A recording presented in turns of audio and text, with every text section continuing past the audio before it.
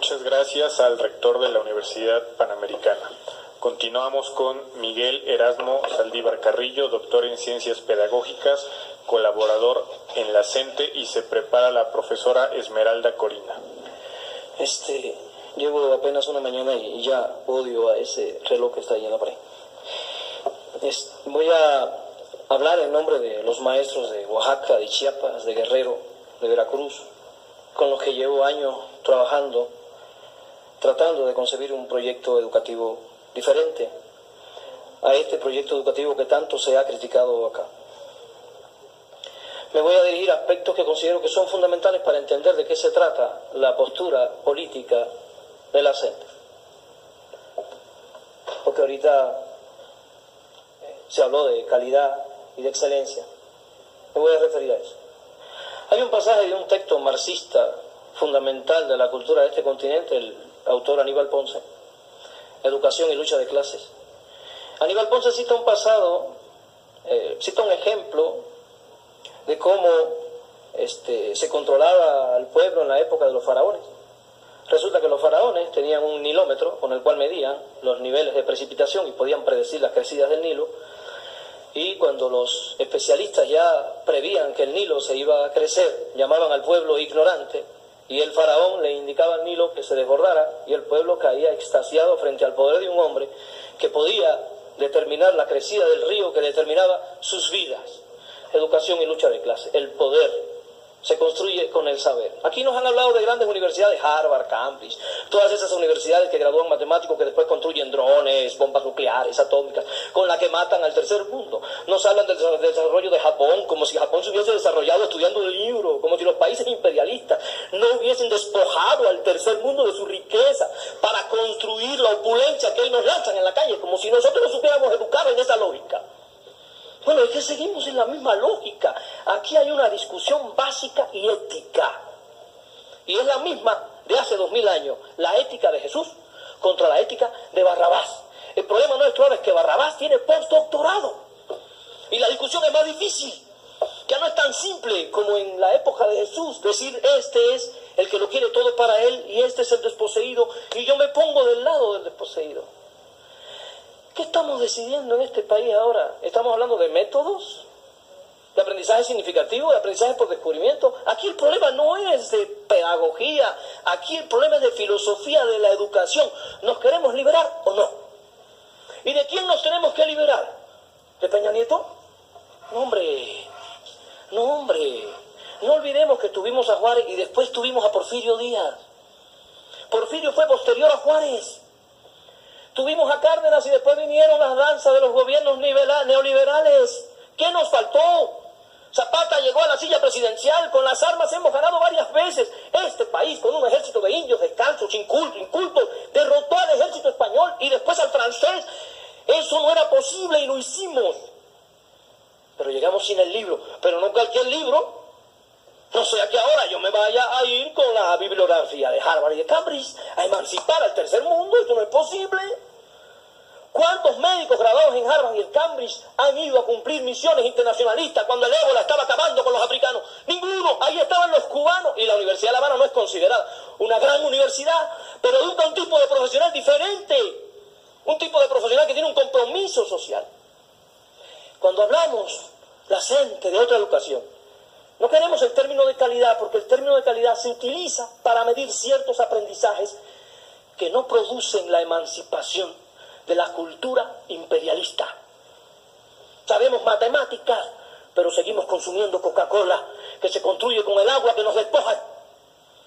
Sabemos mucha literatura y terminamos escribiendo La ciudad y los perros, un gran libro, y a la par defendiendo el imperialismo voraz que quiere acabar con Venezuela.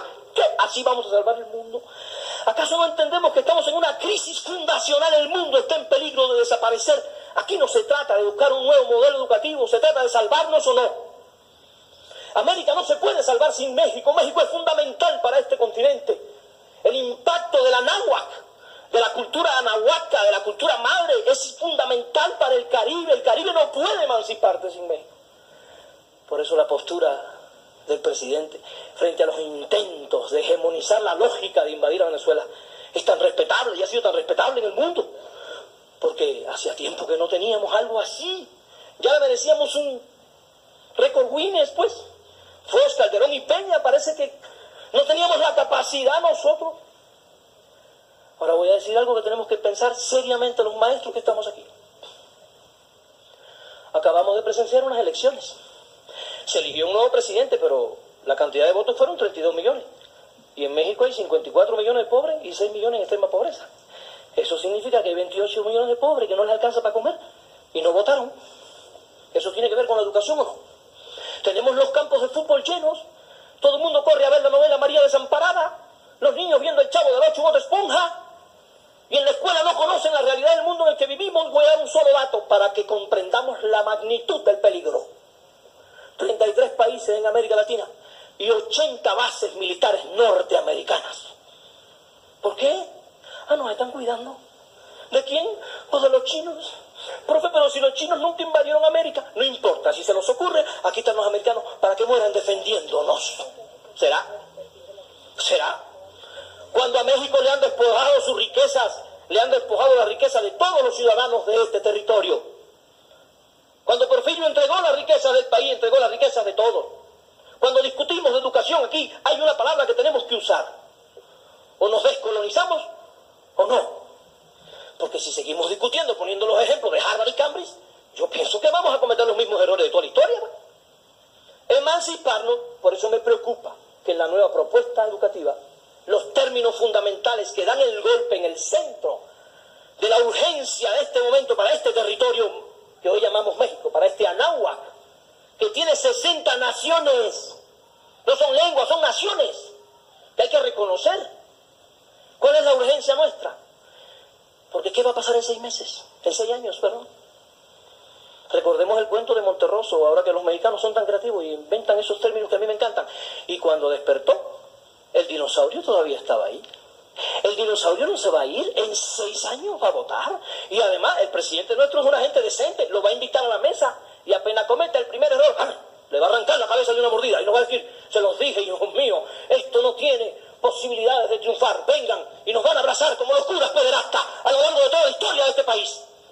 Estamos discutiendo aquí si le vamos a dar al pueblo un tipo de educación que permita que nunca más se ponga de rodillas. Aquí lo que estamos discutiendo no es de un modelo, es el fundamento de la educación para construir un hombre emancipado, con conciencia histórica, con compromiso histórico. El espacio público que ha sido robado por la empresa privada, por el imperialismo voraz y neoliberal que está acabando con este mundo. Y México tiene la posibilidad de enseñarle a América una lección histórica. Siempre hemos aprendido de ustedes. En la cultura, en la escritura, en las artes. México siempre ha sido el hermano mayor que nos ha dicho cómo hay que hacerlo. Nosotros, los caribeños, esperamos 100 años para liberarnos de España después de ustedes. Su ejemplo siempre nos gritaba al oído, se puede, se puede.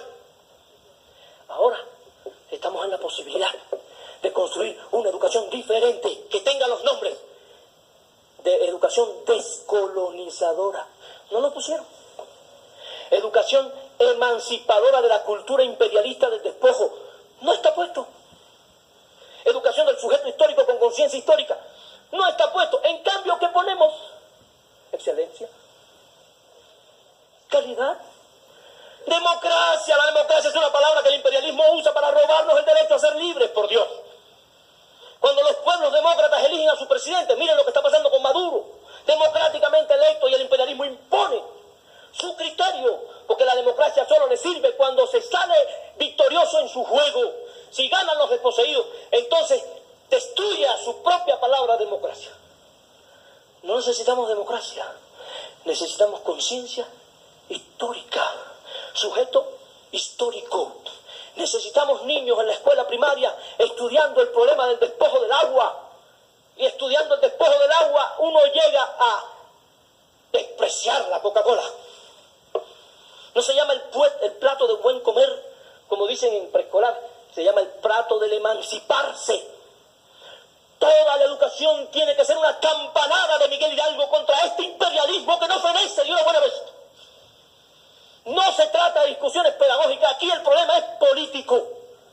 Porque con muy buena cara nos dicen, Barrabás tiene todo el derecho a discutir con Jesús su ética. Ahora resulta que tienen el derecho a mentir, porque nos han educado en unos valores que le da a ellos el derecho a mentir, a manipular, a robar, a asesinar. Y eso es democracia. Yo creo que debemos pensar seriamente, ricos y pobres. Estoy hablando en nombre de los maestros, pero estoy hablando en nombre de los apoderados de este país también. Porque el imperialismo, cuando quiere despojarnos, no cree en clases sociales, viene por todos y por todo. Muchas gracias.